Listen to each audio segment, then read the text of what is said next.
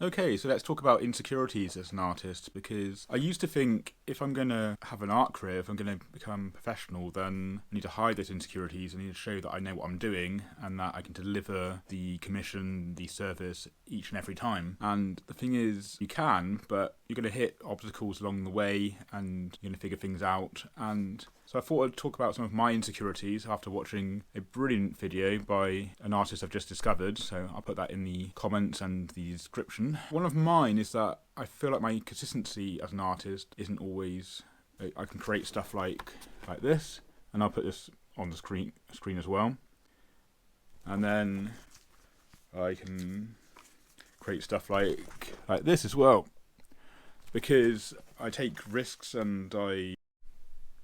Oh, why did that turn off? Okay, so I can create stuff like this, and this will be a sketchbook tour at some point, so you're getting a little bit of a sneak preview, and create some weird stuff. So the point is, I don't always feel like I'm that consistent with things that work, things that don't work. Go out of my comfort zone, I try things out. That self-doubt can come in then, because I start wondering, will you not understand what sort of artist I am? I think most artists try loads of different things out, and it doesn't always work, and we don't always know what connects our brain, what works. That's an insecurity I have. But then I tend to stick to acrylics. So when I go to use other mediums, then that can come back with different pencils and that insecurity coming. So I think it's something that we don't really talk about enough as artists, that even those who are very skilled may like 1 in 5 of their drawings. Another artist I've been following is the artist who created the film Animal Crackers, Scott. So I'll put his details in the description as well. And even at his level, he talks about this.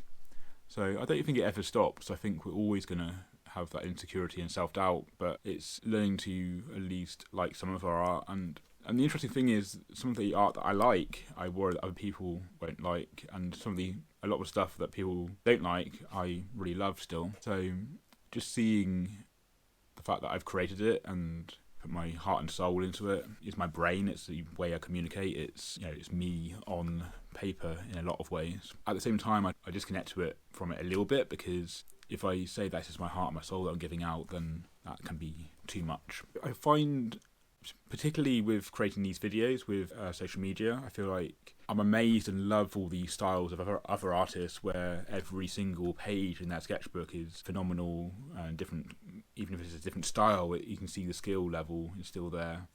And I do wonder if a lot of those have a messy sketchbook and artwork that we don't see on YouTube behind the scenes. If you see my sketchbooks, you get things that are very precise and detailed, where it's just worked, and I don't necessarily know why it's worked, but I've just been in the zone where I'm just enjoying every little detail. Then others where I'm in more of a expressive mood and it's just completely different. And then others where I just want to sketch my brain out and just allow that to dissolve all the thoughts and ADHD kind of energy.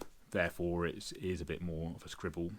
It all depends on what kind of mood I'm in. Do I want to hone into details, every little hair and things, which isn't me anyway, but my version of it, as you saw. Then there might be others where it is more scribbly and it's just trying to get a message across or get that energy out, or I just feel like it just calms me to be able to express myself in that way.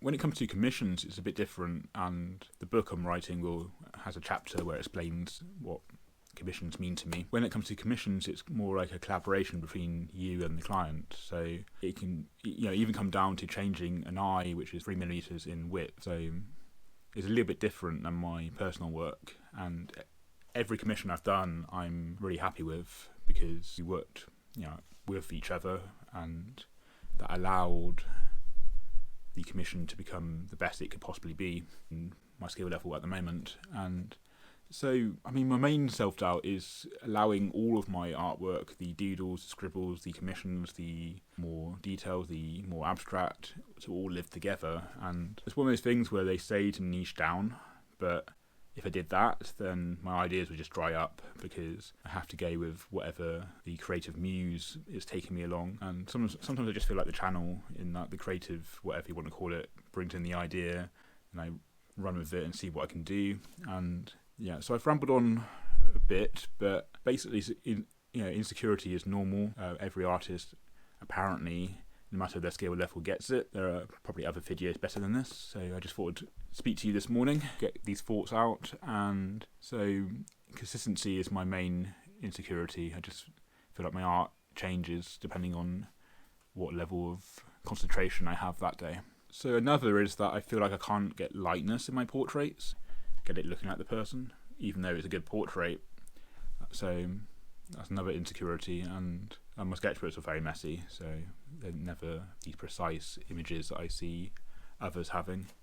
And that's why I'm thankful to have found an artist on YouTube that doesn't have those precise sketchbooks where every artwork is a masterpiece. So yeah, it's all about numbers and ratio, and I certainly don't think every artwork an artist creates they're happy with or is commercially viable. I think that's the myth. I think a lot of people, it's going to be difficult to edit, I'm rambling, a lot of people think that once you become professional, or at least once you're trying to make it from a hobby into a career, then every artwork you do has to be good.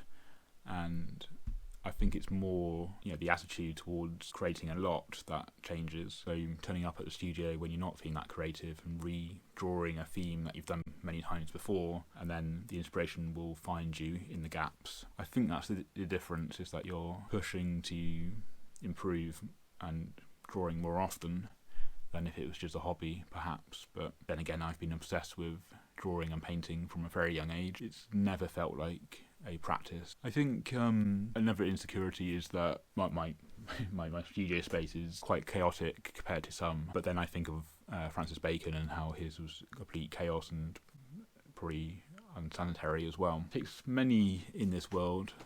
I think you just got to accept where you're at, how you connect to your artwork, and it's videos like the ones I've been watching that state that insecurity is normal. Right, I have no idea what this video is going to look like, as always, which is pretty much another insecurity of not knowing what the video or artwork would look like until it's finished. I look forward to bringing this into the editing. Hope you're having a good day. Embrace the chaos. Enjoy your chaotic self and accept that side of yourself. Trust that it will all work out in the end. Thank you for being here.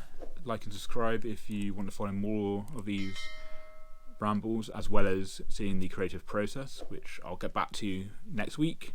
I really enjoy filming the paint and the texture and all of that creative process. I think that's just as beautiful as the artwork. Right, so I've done this all before coffee, and that might be why this has been a little bit random.